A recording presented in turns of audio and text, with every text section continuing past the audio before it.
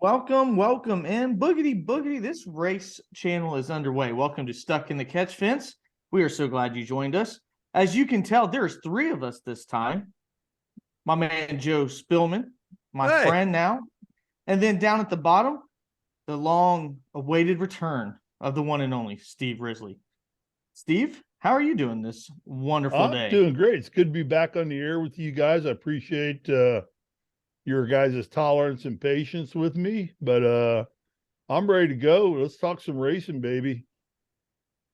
Yeah, we are ready to go too. And Steve, we can always tolerate you. We hope that the viewers can tolerate you as well. I hope so too. Yet to be try decided. and play nice, unlike some of the drivers this weekend. Yeah. So no, I see you got Rubbins racing. So I mean, how nice are you trying to play? Not very.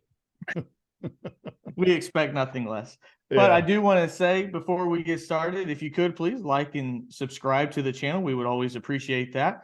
We had over 800 people check out our channel the very first week, just 2 episodes that we recorded last week.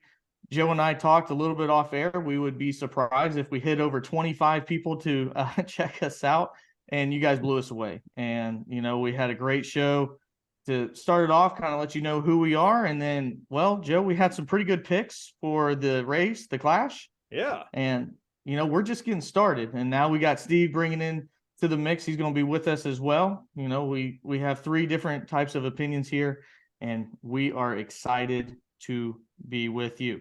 So let's go ahead and dive right in. We'll get straight. I have a question.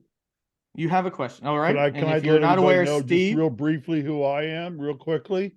Go ahead, Steve. As you can tell by my background, I grew up in Indianapolis. I started going to the Indy 500 at about 10 or 11 years old.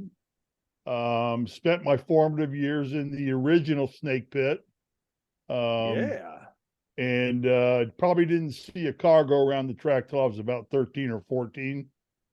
And have followed racing forever. It's my passion, my love that I do. When the Brickyard came, it was one of the biggest highlights for me. And then came F1 and then the air races. So Indianapolis is the racing capital of the world. I spent most all of my life there. And it's more than just a sport to me. I'm well versed at things and knowledgeable about what goes on, and I read and study about it daily. Hell yeah, Steve. And I always said, Steve, there's 3 Hoosiers on this show. One that currently lives in Indiana, one that's been adopted in Indiana, and one that's been displaced from Indiana. And Steve, you are the one that's been displaced. But so, I had to go to Malibu today and see the beach in the 75 to 80 degree weather. And the girls on the beach. That's enough. So. That's enough. That's enough. That's just horrible. That's yeah. We got 53-degree weather today, so I walked around and nothing. I Donald ducked it actually to work. I went swimming too. We'll shorten it up, but look at you two, then look at me. I'm the one wearing the hoodie. Right. I got long sleeves on. It's freezing down here where I'm recording. But we're going to jump right into the news. And if you did not see this news, I think this caught a lot of people by surprise. Is that Kyle Busch last month was arrested. He, from what it's been told, kept his gun in his, I'm not sure if it was a suitcase, whatever it may be, kept it with him while going to the airport. And as you guys are probably smart enough to know, you're not supposed to do that. But I do want to share something with you guys. I'm not sure if you know this, but we here at Stuck in the Catch Fence have exclusive video footage or picture footage of when Kyle Busch was actually detained. So I want to show you guys. I know you guys haven't seen this. I've been trying to keep this under wraps. So Steve, sit down. This is, you know, here by us, one and only. So there you go. That is a picture right there. Can you guys see that? No. Okay, let me try again. I thought I shared my screen with you guys. You shared Joe's screen. Now you're. Oh, it's because Joe actually edited it to where we can't share our screens because he's hosting us right now. So I'm unable to do so. So hold on. Try it now. Few few technical difficulties here. Okay, let's try again. All right, here we go. You ready for this? This is what was found. Oh, right man.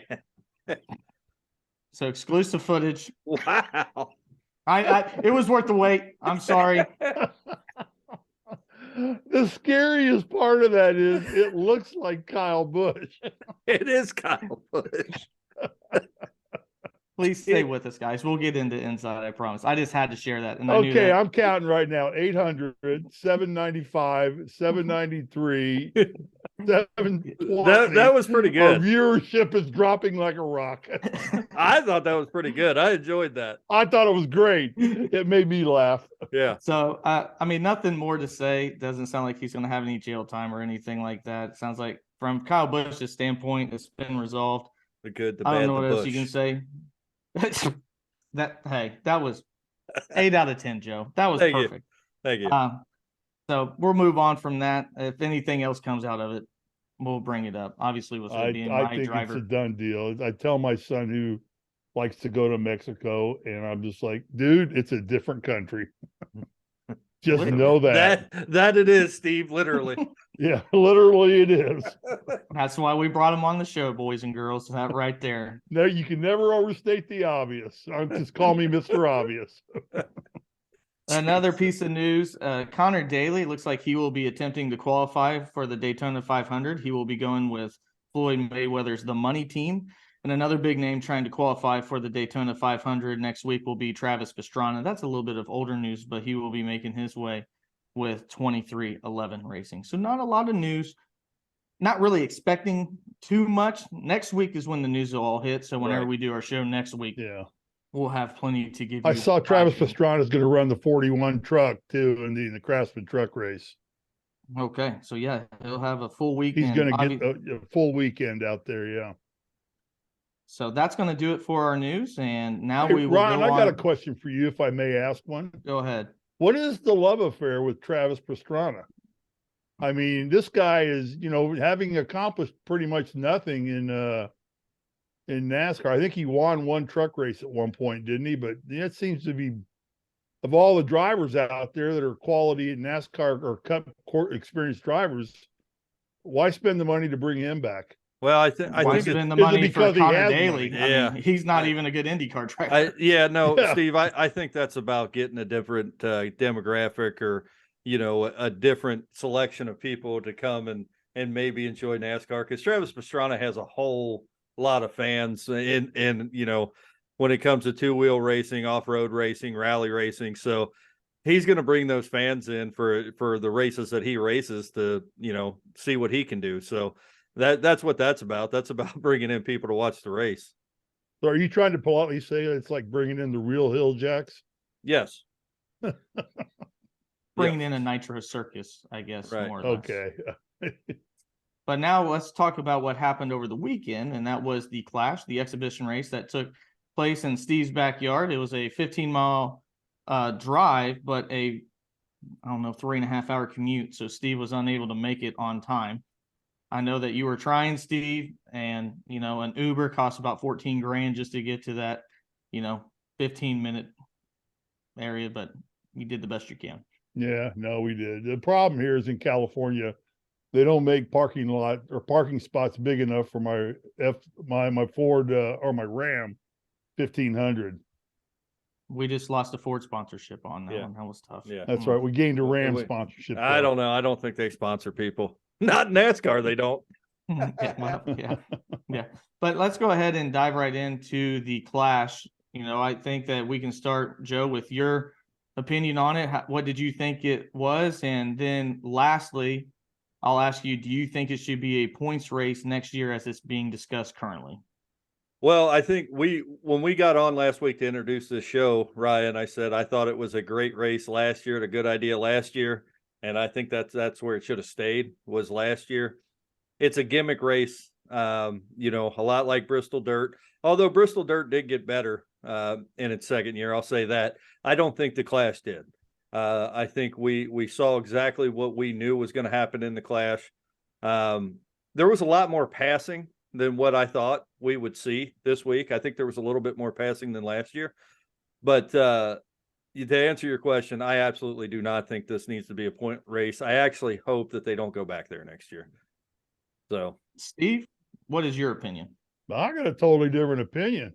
Maybe it's that California air I'm breathing, but I was pleasantly surprised. The first thing I wanted to see was the attendance, and I thought the attendance was pretty good. That bowl, which holds over 100,000 when at capacity, was probably 2/3 to 3/4 full. There were a lot of people there. I was really concerned about the attendance, it being last year being a 1 year, event. And the Grammys were going on in LA as well, although that's just 18,000 people in crypto, but they wouldn't even put that many for the Grammys. But there was another big event going on out here, and the attendance was great. I thought the entertainment fit the bill entirely. Although I'm not a hip hop or a rap fan, You're not a Wiz fan. It worked. I think it drew a different crowd into the track. I was pleased with that. And I'll tell you what, now that you asked that question, I don't know for sure that I wouldn't like to see this thing become a points race. And I'll tell you why. You see what it says on top of my head? Rubbin is Yes, racing. Sir. Oh, I thought you got an endorsement from Red Robin. Yeah, I see what that says. Hey, I eat at I eat at Red Robin a lot. They have Donato's Pizza out here now. At the Red Robin. Okay. Anyway, I'm trying to get us sponsorships, Joe. I think that if you made this a points race, and you make Chicago a points race, all right, we're going to run in the city through the streets of Chicago on 4th of July. This is a totally different track. It's a one-off track, if there ever was a one-off track. And now Bowman Gray or North Wilkesboro is going to rival that a little bit, and maybe you just do this as a prelude to North Wilkesboro. But I like the format. I thought they raced harder. They were more confident about how to run this track. I think it'd be fun to try and make this a points race. I'm not 100% sold on it for sure, because my boy Chase, got bumped out early, and he was just, once you get out of it, you're out of it. Quarter of a lap, you're turning laps in 12 to 13 seconds. You can't turn them back over. So I liked it. I was pleased that it was well attended. I thought that the scale of racing went up, and I could live with it becoming a points race. Well, we're going to agree to disagree on a couple points there, Steve. I think that it was entertaining, and that first and foremost is what it's supposed to be. I went into it as an exhibition race that, as long as cars were going in a circle, it's going to be really hard to make me upset. And I think you're right. I think drivers came into this race this year having a lot better control of what to expect, and that's why we saw a guy like Martin Truex Jr., who didn't run well there last year, end up winning the entire thing. And, I thought, again, the bumper was something used quite often. And Joe and I talked a little bit whenever we did our betting episode, is that there's going to be people that want to use the chrome horn. I didn't know that it was going to be to the accordion effect, to where like all three people trying to fight for 15th place were going to use it. And I also think that the concert kind of changed things, because we're not used to having such a huge break right in the middle of a race. And you got to get back in a groove, because a lot of what auto racing is getting into a rhythm, and that rhythm was completely broken. Unlike what we typically see in NASCAR, we don't have half times. We don't have just random opportunities outside of rain. But then even out of rain, you're getting out of your car, you're going to be out for a while, blah, blah, blah. But the one thing that I will say that it did is it kept me entertained. And, the views beginning of the show, the qualifiers, and then last chance qualifiers, I thought, or from what I understood, the ratings were great. And then they kind of dipped down. And, you mentioned the Grammys and things of that nature, which they competed with last year, but this was a lot later this year compared to last. So I think the second half of that race, people did decide to go to bed maybe at towards 9-ish, 10-ish o'clock because it was a night race on a Sunday without it being a holiday. But the points race thing, we saw chaos with 27 cars on a track at one time. I could not imagine 40. I mean, that's just like a human game of centipede on that track. And that's why I don't think it's fair to make that a points race, because it just seems like logistically it wouldn't work by having 40 cars. You know, if they decided that, and I don't even know how that's gonna. I don't even want to make assumptions on how you would be able to decide that. There'd be so many ticked off people from hitting each other and slamming doors and everything. Hell, there was already enough people pissed off during an exhibition race, like a points race, where you have to hit somebody to move forward. And all you younger kids, this is what old Bristol used to look like before they repaved it. It was Caterpillar on the bottom. Use your front bumper to move somebody up the track and then take that position. Unfortunately, up the track here, there just wasn't enough track to go up the track, so you end up hitting the wall. Yeah, you got something to say? Yeah, I would kind of contest that if this turned into a points race, you would actually be looking at a whole lot more cautions than what we saw on Sunday or Saturday, because why the clash is something that every driver wants to win because they're competitive. At the end of the day, it really doesn't mean that much to them. When you start talking about points and a playoff berth for a win, that's no holds bar at that point. And I could tell you that if that was the case, Martin Truex probably wouldn't have won that race, because I would say that the driver in second or third place at that point has the advantage on the last couple laps, because it's not like you can't. It's not like you can't catch up to the car in front of you there. You're not going to outrun anybody. Yeah, the difference between you two guys and me is I'm a problem solver. You guys are critics. And there's a difference there. I think you do this. First off, I agree with you. If you were going to make it a points race, you would not have the halftime show with the concert. You would scoot that to the beginning or the end. You wouldn't run the race on Sunday night. You'd run it on Sunday afternoon, which becomes Sunday morning in Los Angeles, but so be it. And what I would do to solve the problem of 43 cars on the track, I wouldn't change the format. What I would do is go with the 27.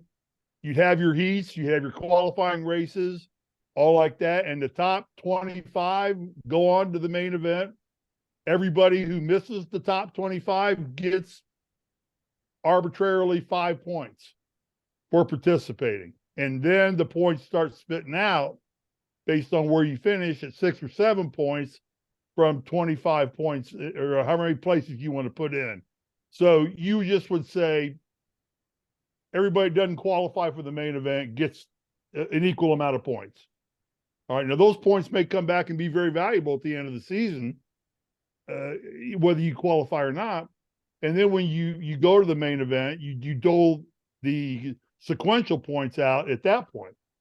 I think one race a year where you get back to Bristol and have the bumping and grinding. And Joe or Ryan, you made a comment to it, or Joe, both of you did, the critics.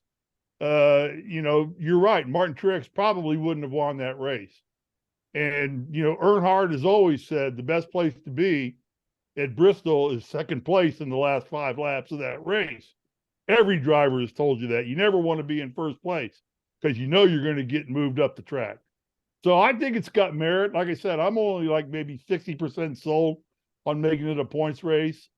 I think a lot of things would have to happen, but I think it just would be a one-off fun event to start the season with, and then you head down to Daytona. Now, the downside of that too is NASCAR's hell-bent to make sure that Daytona is their first points race of the year. So you may, at that point, may have to move the race entirely because they don't want to give up the glory of opening up with their biggest race of the year. A lot of problems to solve. I don't think it'll ever become a points race, but I hope they keep it on as what it is, the Busch Clash in an exhibition race, a non-points race. If they do that, I'm going to be happy. That was a long-winded answer of saying yes. Yes. Okay. I just want to make sure I had that clear. Are you criticizing me for being Too long-winded then? A little bit. It was just an Yeah, exhibition you're a race that critic. you just spent 15 minutes on. So, and I'm trying to solve things moving forward so that people don't decide like, hey, that exhibition, there was more caution laps turn than Steve's answer of yes or no should be a points race. But I also think that there's plenty of other tracks that we could move on to before looking at going inside a football stadium for a points race if we decide to do that. So there is your answer instead of a criticism. But now we're Kentucky going to move Speedway. on. You said, Yep. get you apple juice. Now we're going to move on to some off-season news. There it was quite a bit, and it's going to be right now primarily just changes, and we will go through these individually, and you guys tell me what you think. I know probably the most fun off-season move that is not now is no more Hail Melon. And if you're wondering what that is what Ross Chastain attempted and completed successfully at Martinsville Raceway. It has now been deemed illegal and it will be met with a timing penalty. Ross Chastain will be the first person to complete it successfully and will be the last person to complete it successfully. Joe, I will go to you. Are you upset that there will no longer be the Hail Melon? Yeah, I mean, kind of. And I'll say this: I think that's a once in 500 race thing, maybe, that you're going to see somebody complete successfully. Like Kyle Larson, came out complaining after that happened, saying that our sport's better than this. We shouldn't be able to do it. And like 3 years prior to that, he tried to do it and wrecked and couldn't complete it. Right. But I don't know why you need a rule for that. I mean, if you could successfully do that and it works out for you, so be it, because I would say 99.999 repeating times out of 10, that's not going to work. I think we saw kind of a one-time thing there. And, if the option's there and somebody wants to try it, I think it would make for some great entertainment, because most of the time I think we're just going to see people bounce off the wall or spin themselves out or whatever. So I mean, I don't care if it's a rule or not, really. It's not going to affect me. I don't think it's really going to affect the races, but I don't think NASCAR need to implement a rule. Steve, how is your feelings that there will no longer be the Hail Melon?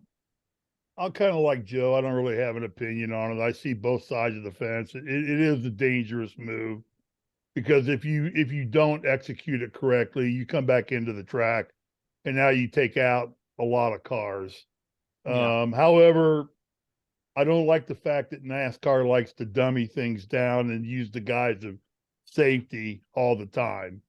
I don't know. I think it's probably in the end best to block it and not allow it to happen, because I think there is only a handful of drivers who can pull that move off anyway. You're going to get some idiot who's going to try and do it, who doesn't know how to do it, and create a whole big pile of mess on the last few laps of a race. So in the end, I'd say block it. Don't let it happen. And only a Yeah, I couple think- tracks you can do it on. Yeah, there's So- only a couple. Exactly. Only a Yeah. couple tracks too. Yeah, I think the biggest thing is that we would be the people on the show, I guess Joe and I, the critics, that would say, why did NASCAR not block this when somebody attempts to do it and then gets door slammed? And, a safety issue does get brought up. And I think, it is a ever that we've ever seen opportunity to do it. And I think that its legend will live because of that even further, because it will be the only time it's ever been completed successfully. And just on top of it, people will tell not only did he succeeded to do it, he then got to race for a championship because he did it. So I think that, goes along with the glory of it. Yeah, Ryan, who was the driver at Bristol that caught the gate opening and shredded his car into about that was Michael McDowell? What, Waltrip. Michael McDowell? It was Michael Waltrip. Michael Waltrip. No, Waltrip If was you're talking behind. about, Was it Waltrip? I thought Waltrip was behind him. no, I think it was Michael Waltrip, because Daryl called his parents and said, I think we just lost Michael. Yeah, remember that wreck? That he caught that It, like, fence, split his car in the opening. Yeah. It's where the opening was to let the haulers in and out of the infield, and he caught that, and boom, it just shredded that car. So safety wise, yeah, like you said, there's only a handful of tracks you can pull that move off anyway. So just ban it. I'm fine with it. Now, here is a policy that's been changed that we had a lot of discussions with over the last part of the season, throughout the season, really. And that's an update to the wheel policy. So there is now 3 different penalties based upon the circumstances regarding if a wheel falls off the tire or the wheel falls off the car. If the wheel comes off under caution while the car is on pit road, the driver must go to the tail end of the longest line. If the wheel comes off during a green flag pit stop and it's on pit road, meaning the wheel, then it is a drive-through penalty. If the wheel comes off on the track, regardless if it's green, white, checker, caution, no matter what, it is a 2-lap penalty, and 2 crew members responsible for the wheel coming off will be suspended for 2 races. No longer will we have crew chiefs being suspended. Now, we talked about this a ton last year. A lot of us didn't understand. Joe, I know you especially thought it was a very harsh penalty. I thought at times too that it really depended on where it was. And I think, we see the more harshness of this penalty come out while the driver is on the track. But I think NASCAR going over this, I think they did the right thing by altering this rule and having different stages of it.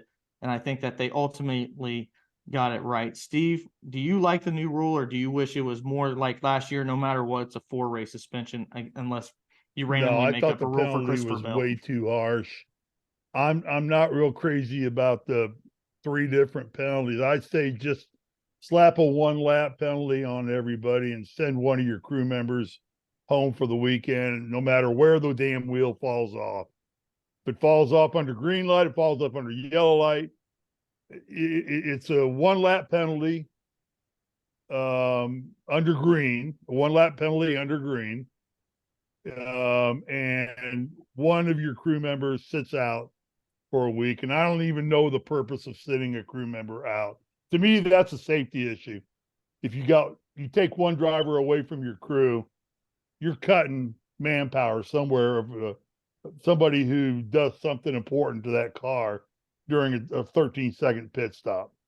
And I don't really want to see that either. So I say simplify the penalty. I like the fact, like Joe said, the penalty was way too harsh. And I've got a clock now that gives me my red button comes up. Hey, know this. I got a yellow flag. My 2 heroes, wave it. My 2 heroes are John F. Kennedy and Ronald Reagan, great orators of my time. So I like to orate. I don't use anything I can't spell. Joe, moving on to you, a kind of NASCAR penalties. No, we talked about that at length last year. In our previous shows. And I think NASCAR understood by the end of the season how harsh it was, because they actually changed their own rule. If you remember, they changed that if it happened under caution on pit road, it wasn't as severe as a penalty, and they weren't going to suspend. Well, they just made one up for Christopher Bell. You're exactly right. So, I think everybody thought that was harsh last year, including NASCAR. I mean, if you're going to have penalties for it, okay. And I'm sure that we'll see this get tested, because there's in the rules that you just explained, there's a whole lot of gray area there too. If it comes off, if those wheels come off as you're pulling out of the pit box, is that what they're saying? What if you're going down pit road and you're at the end of pit road? How are they going to count that? Is that still considered a pit stop? Or what I think it would be is as long as you're still being scored mile per hour wise, as if you're on pit road. Okay. If you're on the ability to get up to speed, then I think that's where the 2-lap penalty will come in. Otherwise, if you're deemed to still be under, 45, 35, or 50 mile an hour, time penalty for, going through the boxes that we typically know how they check, speed, I think that's more than likely how they're going to do it. If you're within this box and your wheel comes off while you're driving to this box, now you could argue, Joe, like you're saying, say you come off of pit road and then it rolls out into the I don't know. And you got to pick 1-lap penalty for wheel coming off. Run out to the infield, get end of story. Get a tire. But yeah, and I forget what road course it was last year, and even what race team it was. Ryan, you probably know off the top of your head, but we saw the jack drop and a wheel come off. They were able to jack the car back up, put the wheel back on, and 4 crew members still got suspended in that one, if you remember, which I thought I was believe that absolutely was at Road America whenever Yeah, they did that because they were on the That opposite was, side. that was And either I- Logano or Hamlin. yeah, wasn't it? and I think after that is when I think that's when we got in a serious discussion on our show last year about that penalty, if I remember right. But no, I think these are good changes. I think it's in the right direction. I think those penalties were way too harsh. Now moving on to the next rule change, they are now going to implement a 7-minute clock to get your car fixed. That is a damaged vehicle policy. Last year it was 6 minutes, and then it moved up to 10 minutes for the playoffs. They said, nope, it's just going to be 7 minutes from here on out. And if you're wondering what that's like, say you get into a wreck, you're deemed as part of the wreck. You go in, get your vehicle fixed. You have 7 minutes to get up to speed. And that is whatever NASCAR is deemed as minimum speed. Now, if you're asking us what that is, it changes with every single track. I have no idea. So once you get up to minimum speed, your clock ends. But if you are still on pit road or you are attempting to make a lap and you've not got up to minimum speed and the 7 minutes is expired, you are done. So that's just another way for NASCAR to get rid of, people that do run green flag laps like JJ Yeley, who barely meet minimum speed anyway. It's to get rid of him whenever he gets in a fender bender. Yeah. Well, and also though, I think if you look kind of more into this, I don't know. I think it's a good rule, but also I see the other side of this, Ryan, Steve, where I think it's actually a bad rule as well, because what we've seen at times last year is cars will get into an incident, come in, and they'll basically just slap something together so they can get back out, get up to speed, so their clock starts, and then they come back down to pit road. And I think sometimes that leads to incidents where cars are on the track that really shouldn't be. That if you want to talk about safety, I think that leads to some safety issues too, because we saw it last year in a couple races. I can't name them off the top of my head, where cars will get into a fender bender, they'll come in, throw some throw some parts on the car or make some adjustments, get it back out there, and the cars will get back up to speed, and then they'll spend the next 15 minutes on pit road. And I don't think that that's a good idea either. I don't know how you fix that though. I think it's better than what it used to be before, and that is just Go behind the wall for 80 laps. Yeah, no sheet metal, no hoods, no no nothing. So I think more than anything, it's just to give a little bit more time to get a tie rod fixed. As we know, that's a weak part of this vehicle now. They try to strengthen that up a little bit, and then in the very first race, we find a car that barely hits the side of the wall ends up breaking a tie rod. So that's just where I'm at with it. I could really care less. It's not going to mean anything until you get the guys that have it, that they're going to argue, oh, I had 8 seconds left or some stuff like that. And, NASCAR gave them 1 minute. So, Steve, you have anything to put the cherry on top of that? You guys have covered it. Well, Steve, I will ask you about this. This is a rule change now that drivers who win a race no longer have to be in the top 30 in points. As long as they run every single race of the year, they are now eligible for the playoffs. And I told you when we were talking off air one time that if Cody Ware somehow ends winning the Daytona 500, that whatever race I go to, which I am planning to go to 4, I will slash his tire so that he can no longer make one of the rounds. I will destroy a trailer, a hauler. I don't care. It's not happening. Steve, do you like this new rule? Yeah, I do. Why don't I go big when I'm talking? You guys go big when we're talking. You guys cutting me out? No, Steve, it's just like that on your end. That's don't pay attention to that. All right. No, I think don't go to the light, Steve. Just stay with us. Don't go to the light. Don't look at the my feeling is, based on the amount of emphasis NASCAR puts on winning, I don't think there should be a 30 race, limit or whatever it is. You got to be 30th in points. I think just the whole emphasis has gone back to winning. Right. Especially last year when you had 14 cars win. And with the alleged creation of this next gen car is supposed to be like IROC cars. They're all supposed to end up equal at some point in time. All static parts and static bodies and everything like that. And so, Yeah, I don't think they need the top 13 points. Just, you've got a race in every race. Fine. Where you finish in points. If you win and finish 50th, why is he not rewarded like Chase Elliott was, that won? So yeah, I'm fine with it. Yeah, good rule change. I think that's actually a good rule change. I know it's going to piss you off because I'm hoping JJ Whaley and JJ Yaley and Cody Ware both win. No, I will find out where the truck is going and I will wreck him. I don't care if my life is. Ryan, I got to tell you, they get 16 sets of tires per race. I got to find the hauler. I'm going for the hauler. Hell with the tires. I'm going for the hauler. I think the detective from VV, Indiana, is eventually going to catch you and throw you in jail for vandalism. No, I will be Smile Snush is my alias. So okay, I'm done. I think it's a good rule. Joe, change. I go both ways on this, really. Whoa. Yeah. I think that winning a race, I think that's been the object of what NASCAR has been trying to push the last several years. Is winning is more important than anything. Winning is more important than getting out there and running as many laps as you can.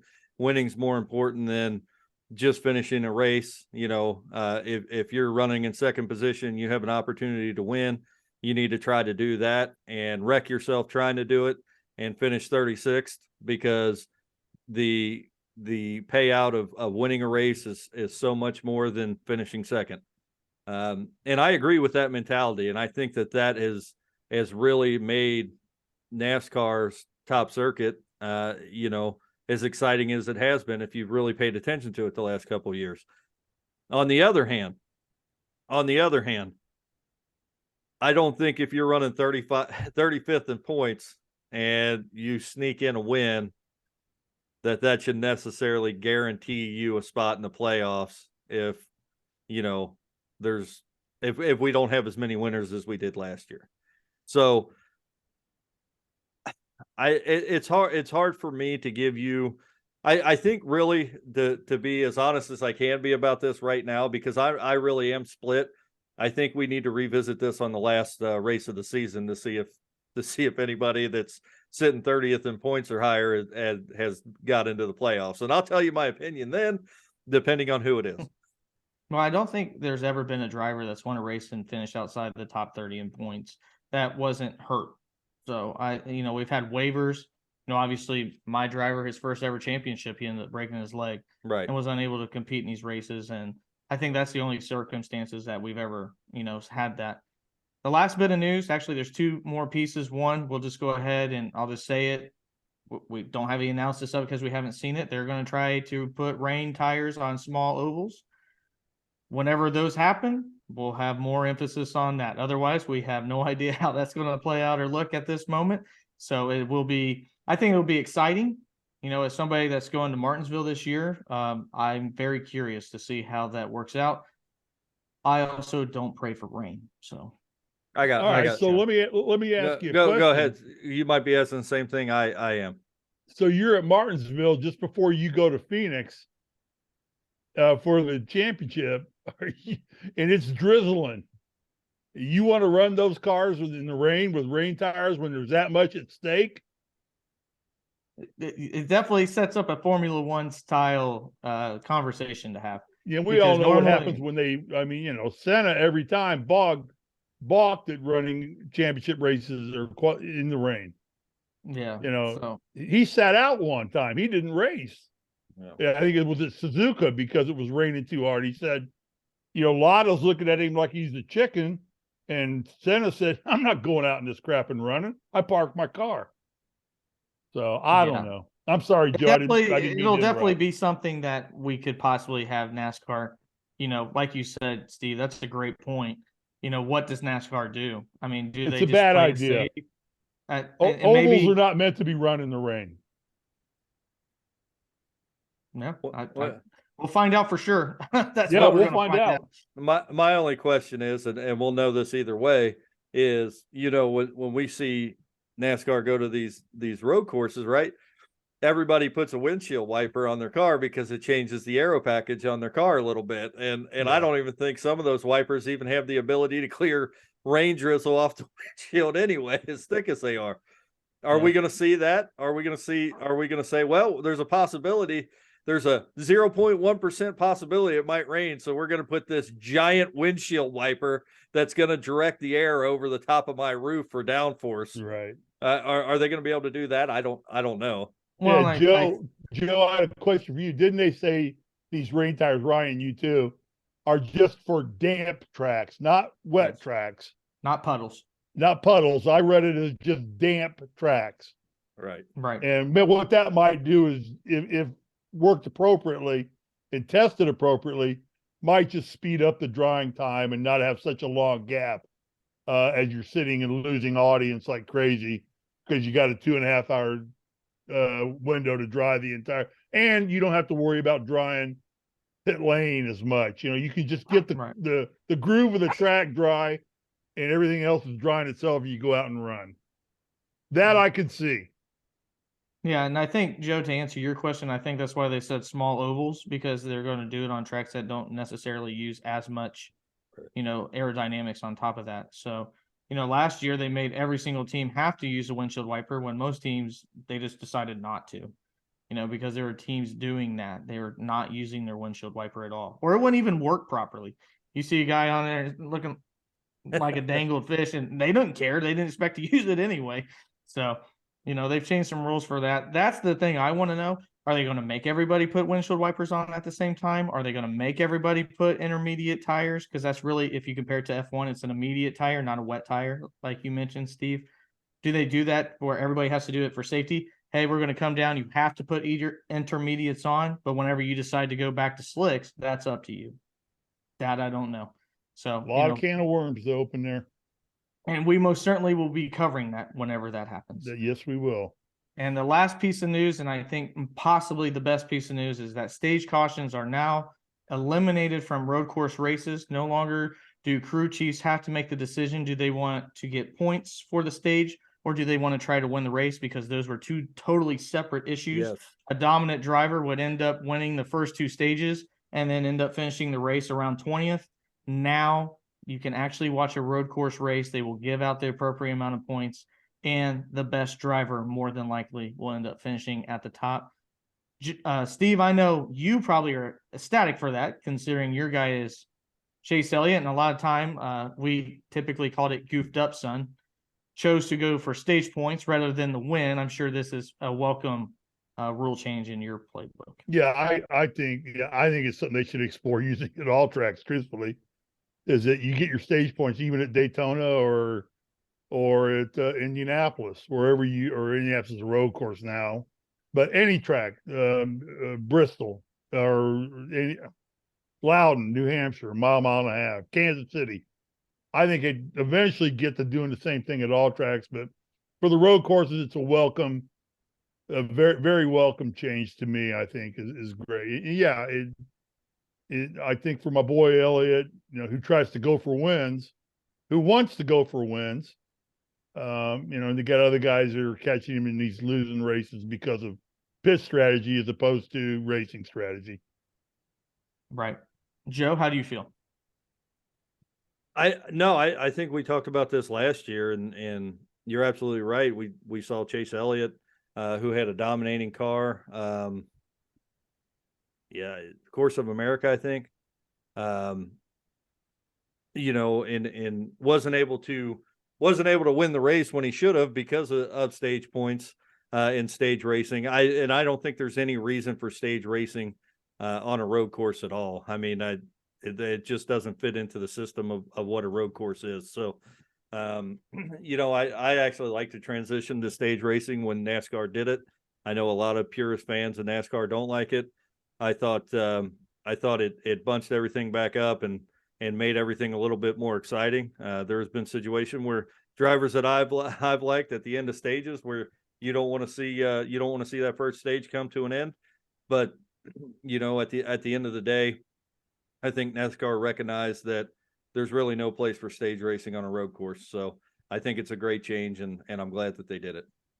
Yeah, and for television, I mean, whenever you had a stage caution, like we just left, going to Wisconsin, they took that off the schedule.